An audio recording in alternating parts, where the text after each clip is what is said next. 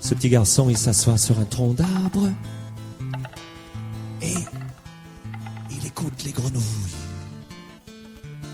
D'abord, elles ne parlaient que le langage des grenouilles, quoi. Quelques-unes disaient...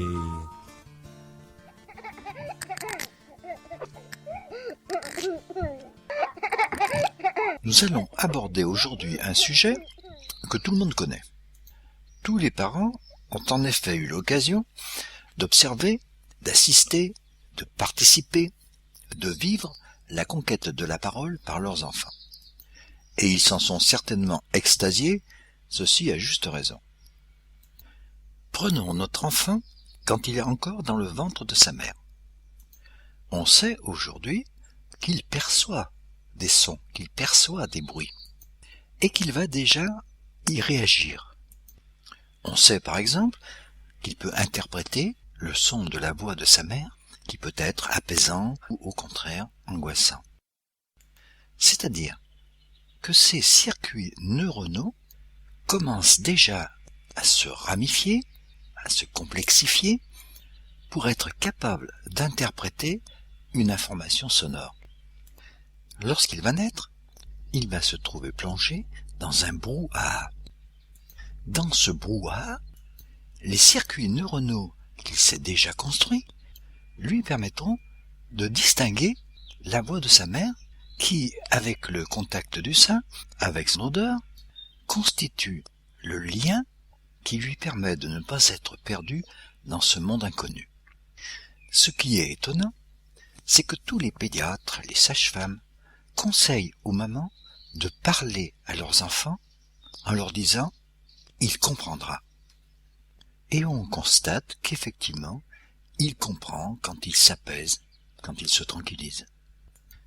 Il est toujours étonnant de constater à quel point mère et enfant se comprennent.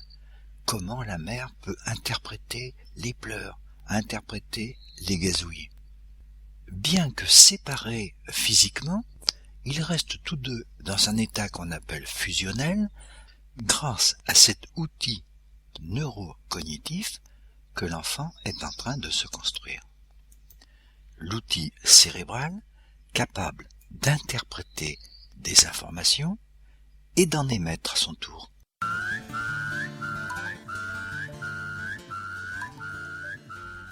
Si le monde de l'enfant n'était constitué que de sa mère, il est probable que le langage qu'ils développent tous deux nous resterait incompréhensible. Mais ce monde est beaucoup plus vaste. Sa partie sonore est constituée d'une infinité de bruits. Certains sont facilement interprétables. Le chien aboie, et peu à peu, à l'aboiement du chien, l'appareil cérébral de l'enfant fera correspondre la représentation d'un chien. Les circuits neuronaux se seront ramifiés pour créer cette représentation du chien. Mais lorsque le papa prononce une phrase, l'information que porte ce bruit est ce qu'on appelle une information symbolique. L'information que portent les mots n'est pas visible. Elle n'existe que dans ces mots et dans la façon dont ils sont agencés. Il ne s'agit plus pour l'appareil cérébral de l'enfant d'interpréter une information, il lui faut interpréter la représentation d'une information. On se rend compte de la difficulté de l'opération et de l'extraordinaire complexification de ces circuits neuronaux que cela va nécessiter. Attachons-nous maintenant à écouter notre enfant dans son berceau. Il va s'essayer à manipuler son appareil vocal qu'il découvre. Et il va se régaler et nous régaler dans la création d'une infinité de gazouillis. Il va jouir de la découverte d'une nouvelle puissance.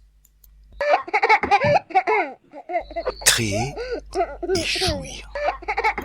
Et un jour, on va l'entendre prononcer « papa, maman, dada ». Et on va s'extasier. Ça y est, il parle. Eh bien non, il ne parle pas encore. Dans toutes les langues, les mots de papa, maman, daddy sont à peu près semblables.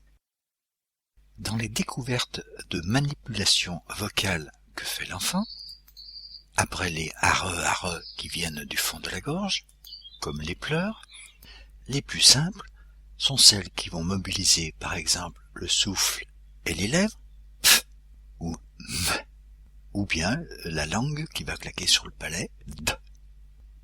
C'est donc naturellement que les papa, mama, dada vont surgir en premier.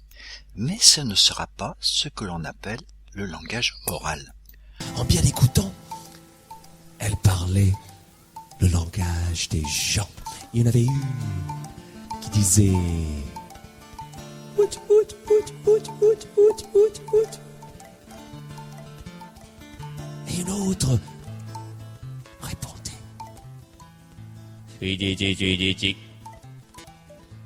Et encore une autre qui demande. Cela le deviendra seulement lorsque, sa maman n'étant pas là, il prononcera un certain mot, qui pourrait être maman, papa, dada, peu importe, mais lorsque sous ce mot, il y aura mis la représentation de sa maman.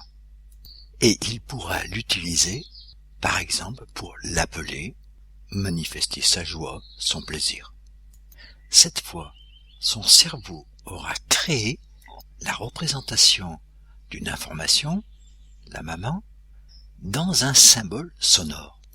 La maman devient mama, dada, même quand elle n'est pas là, et qu'auparavant, seule son odeur ou sa présence physique pouvait faire ressentir ou sa présence ou son absence. Nous voilà dans la magie du langage oral. Un processus est engagé. S'il n'y avait que la maman et l'enfant, dada, par exemple, pourrait rester le symbole de la maman. Mais il y a aussi la famille, pour qui dada n'est pas maman. Et les circuits cérébraux vont à nouveau se modifier pour ajuster l'expression de la représentation à celle qui était utilisée couramment. C'est ce qu'on appelle la socialisation du langage. Et la conquête va se poursuivre. Ceci dans un tâtonnement continu, dans une infinité de tâtonnements, de rectifications, de recommencements, et toujours dans un plaisir évident partagé par son entourage. Un jour, il prononcera une phrase, se fera comprendre, sera compris, il parlera. On aura compris par quel extraordinaire tâtonnement se construit un langage, et ce qu'il est. Mais le langage oral est encore plus étonnant que cela. Nous y reviendrons dans une prochaine émission. Et un très vieux grand-père qui chantait presque, il dit